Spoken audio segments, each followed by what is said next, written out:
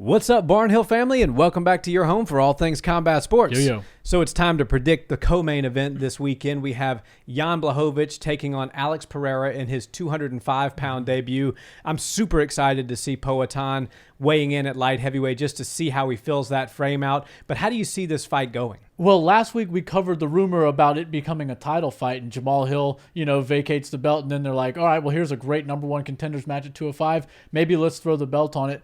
They're not going to do that, and this is going to wind up being a 3-round fight, and I think that drastically changes things. Jan Błachowicz is very good at winning rounds and making his opponent fight from behind and kind of feel like they're, up against the scoreboard, not just against their opponent. But Alex Pereira knows with a sense of urgency he needs to get out there and go for the finish. So I see this being a really exciting fight, and I do end up seeing it being a finish, but a late finish. Jan Błachowicz is really, really good everywhere. He strikes really well, and maybe he's not at the level of Alex Pereira, but he's still very good on the feet. And then when it comes to the ground stuff, he knows how to hold really good dominant positions like half guard and can advance a little bit, but he's really good at smashing and doing ground and pound from the top position. So I think Jan Błachowicz is going to do what everybody wishes they could do to Alex Pereira. Everybody always says, oh, he's a good striker, but if I can get him on the ground, I'd destroy him. I think Jan Błachowicz wants to be that guy that can do that before anybody else. He's like, I've got the size on him. I've probably got a little bit of a strength advantage on him. Let me go in there and put him on the ground and give him that true warm welcome into MMA that people have not been giving him.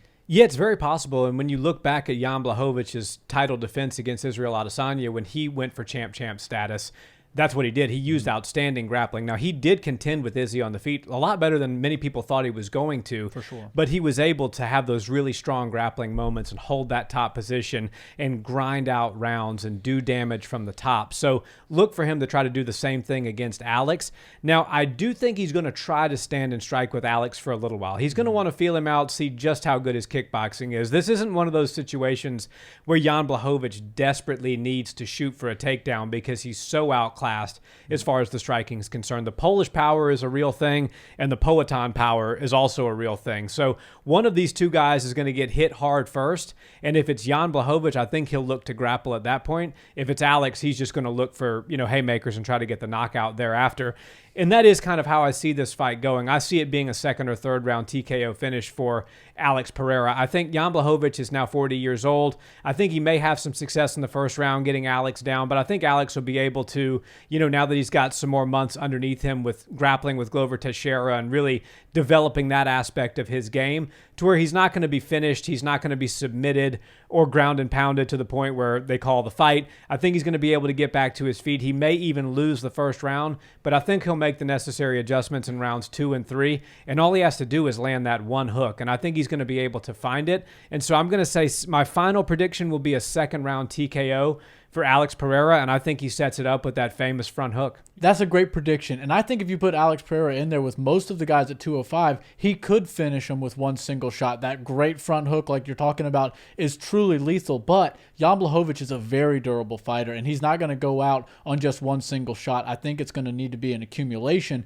out of AP, and that's why I'm kind of leaning towards Jan to win this fight. I see him, getting cracked a couple of times. You can't get in the octagon with Alex Pereira and not get hit, but Jan Blachowicz is built out of something different than most humans, and I think he's able to go in there and endure a little bit of that pain and a little bit of those shots, and he's going to be able to close the distance on Pereira because Pereira does kind of bring his hips close when he goes for those hooks, and he's a long fighter, but he doesn't always throw super long punches. He can kind of get inside, and it looks a little bit odd for somebody so long and lanky to get so close inside, but he does do that, and I think that could be to his detriment against Jan Blachowicz because Jan's going to get in there, try to get a body lock, try to turn him around, get to his back, or just get him to the ground in general. And I think if he does that, he can solidify the position, steal rounds, and then have Alex Pereira fighting from behind. Yeah, it's a really solid prediction, and I definitely think he has to be careful. He's got to use the sprawl well. He's got to make sure that he's always mindful of that distance because if he does get taken down by Jan,